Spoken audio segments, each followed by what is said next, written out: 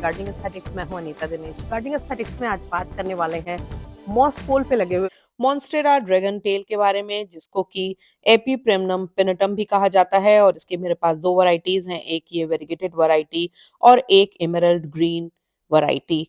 दोनों ही वैरायटी मॉसपोल पे या फिर दीवार के सहारे, पेड़ के सहारे अगर आप चढ़ा दें तो मैच्योरिटी में उनकी इस तरह की पत्तियां होने लगती हैं, जिनमें की खूबसूरत फेनिस्ट्रेशन इस तरह से उभर आता है। पत्तियां पतली, लंबी और सक्रिय होती हैं, इसलिए इनको मॉन्स्टेरा डेलिसियोसा से इनकी अपीयरेंस अलग दिखाई देती है।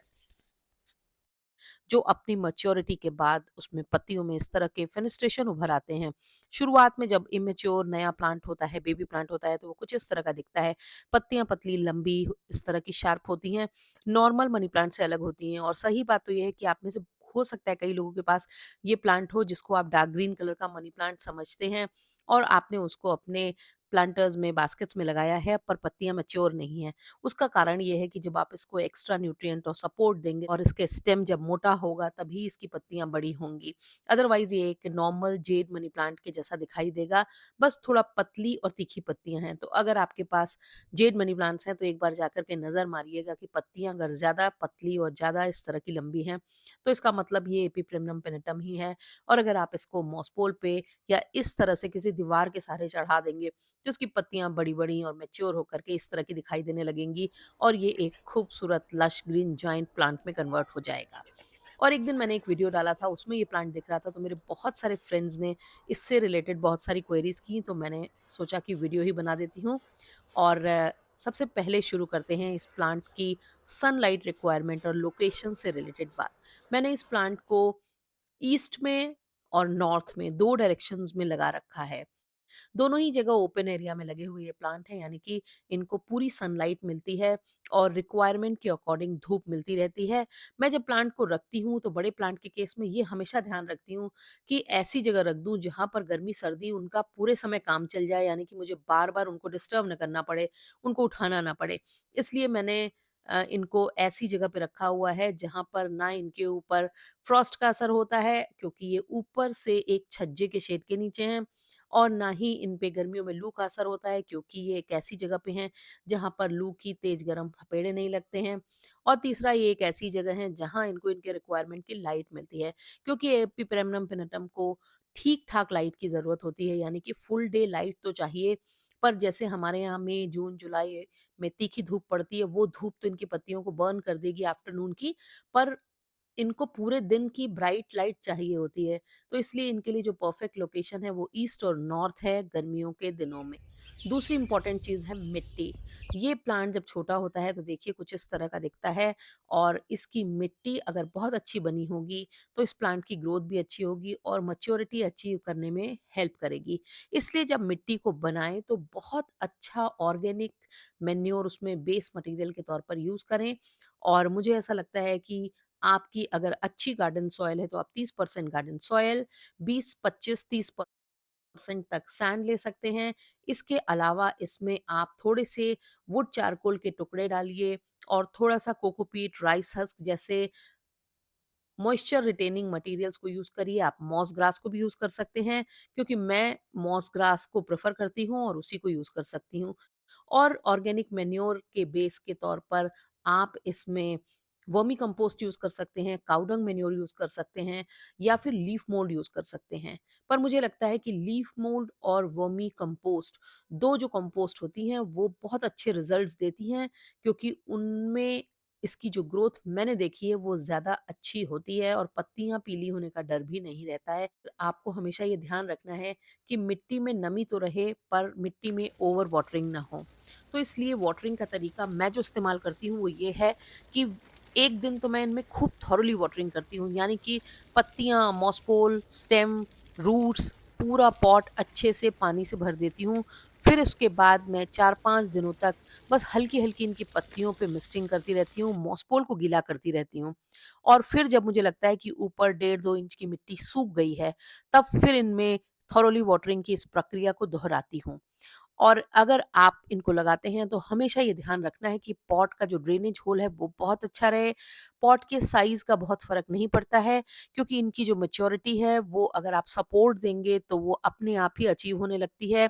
और ऐसे में अगर दीवार के सहारे बढ़ रहा है या मॉसपोल के सहारे बढ़ रहा है या किसी पेड़ के सहारे आपने लगा रखा है और बढ़ रहा है, तो फिर बहुत ज़्यादा बड़े पॉट की ज़रूरत नहीं है, क्योंकि पॉट के बड़े होने से इसका कोई संबंध नहीं है।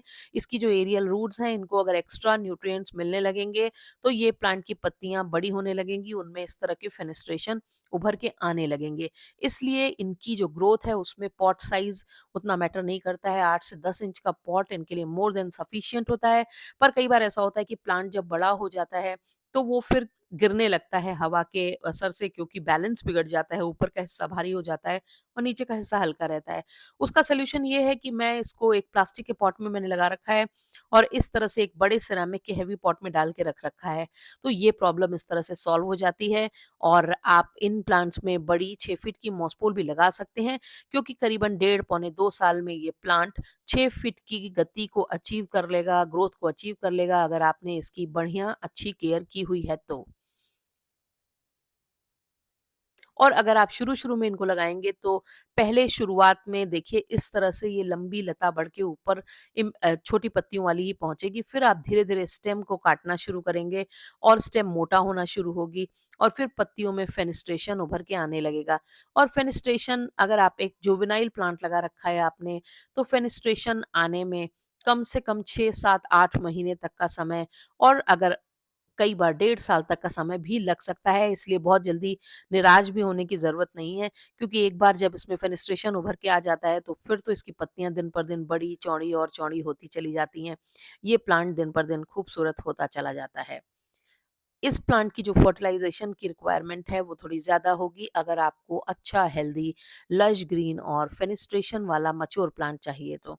और मिट्टी तो मैंने आपको बता ही दिया था कि आप ऑर्गेनिक मैन्योर में रिच बनाएँगे। इसके अलावा एवरी 10th डे मैं इसके मॉसपोल, एनपीके और माइक्रो न्यूट्रिएंट का एक मिक्स घोल डालती हूँ, जिसमें लगभग 1 लीटर पानी में 1 चुटकी एनपीके होता है और लगभग चौथाई चम्मच के करीब माइक्रो न्यूट्रिएंट पाउडर होता है।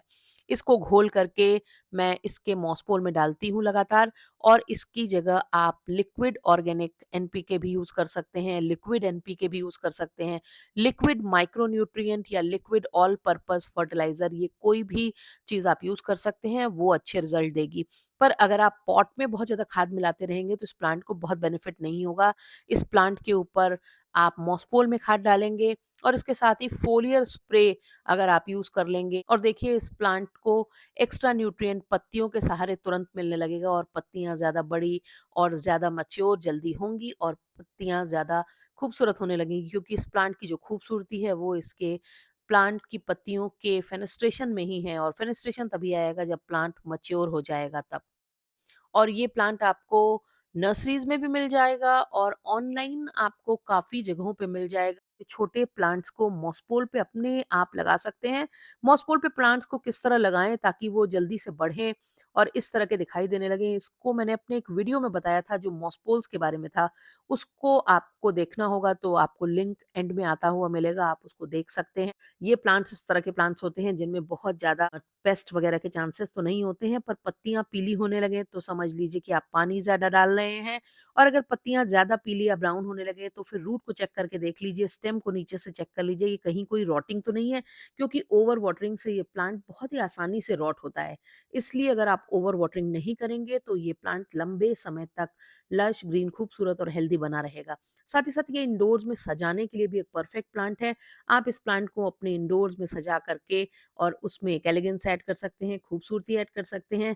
इस तरह के प्लांट की सबसे खास बात ये होती है कि आप इनके मल्टीपल प्लांट्स प्रोपेगेट कर सकते हैं और इस प्लांट का प्रोपेगेशन बहुत ही आसान है। और मैं तो ये करती हूँ कि कम से कम 6-7 जगहों पर 6-7 बॉटल्स में इनकी अलग-अलग स्टेम्स डाल करके और इनके नए प्लांट लगातार बनाती रहती हूँ और फिर जब उनमें रूट बहुत अच्छी आ जाती है और पत्तियाँ थोड़ी ज़्यादा निकल जाती हैं, तो उनको इस तरह से मॉसपोल पे लगा करके उनके प्लांट्स लगातार बनाती रहती हूँ।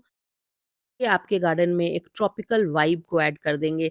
तो अगर आप एक ट्रॉपिकल जंगल क्रिएट करना चाहते हैं, तो ये एक ऐसा प्लांट है जो आपके घर में, आपके गार्डन में इस तरह की फ़ील को, इस तरह के लुक को क्रिएट करने में आपकी हेल्प करेगा।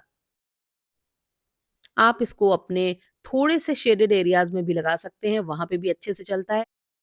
अगर अभी तक आपने मेरे चैनल को सब्सक्राइब नहीं किया है तो मेरी गुज़ारिश है चैनल को सब्सक्राइब करिए, बेल आइकन ज़रूर पुश कर दीजिएगा ताकि गार्डनिंग से जुड़े हुए मैं जो भी अपडेट करूँ वो आप तक पहुँचे। वीडियो पसंद आने पर उन्हें अपने गार्डनिंग लविंग फ्रेंड्स के संग शेयर करना और चैनल को सब्सक्राइब करना बिल्कुल भी मत भूला करें। जब आप हमारे वीडियोज़ पे कमेंट करते हैं, लाइक करते हैं तो उससे उनकी रीच बढ़ती है, वो ज़्यादा लोगों तक पहुँचते हैं। Thank you very much.